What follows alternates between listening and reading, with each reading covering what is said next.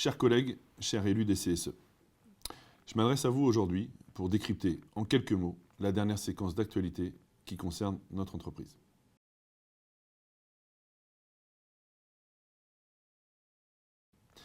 Luc Rémont a été remercié par le président de la République, officiellement, pour divergence de vues économiques avec l'État. Mais pour nous, au CSEC d'EDF que j'ai l'honneur de représenter, le problème dépasse largement le simple choix d'un dirigeant. Le vrai problème, nous le dénonçons depuis des années, c'est le marché.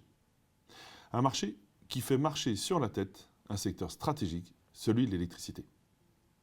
Luc Rémont, l'un des architectes du nouveau cadre post-ARENH, qui doit entrer en vigueur en janvier 2026, a été confronté à la violence du système.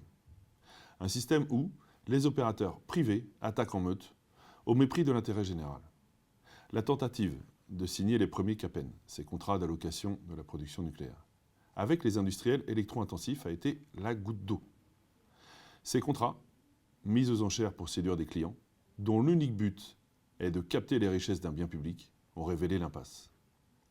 L'État a alors tranché, pas en faveur d'EDF, mais en faveur d'une logique économique globale, sacrifiant encore une fois l'avenir d'un outil construit par les agents du service public. Car oui, EDF n'est pas une entreprise comme les autres. Elle produit le sang de l'économie française. Elle doit pouvoir garantir à tout moment une électricité décarbonée à un tarif juste. Juste pour les citoyens, juste pour les collectivités, juste pour les entreprises. Et ce, tout en assurant les investissements nécessaires à la transition énergétique. Derrière cette mission, ce sont des femmes et des hommes, agents d'EDF, qui tiennent le pays debout. Alors non, le débat n'est pas de savoir qui sera le prochain capitaine. Le vrai sujet, c'est de sortir de l'ouragan du marché et de remettre EDF sur un cap public, capable de répondre aux besoins du pays. Il est urgent de tourner le dos à la logique de marché, de revenir à un système national, public, qui donne à la nation les moyens de réussir la transition énergétique. Pour l'intérêt général et non pour la rente de quelques capitaux privés.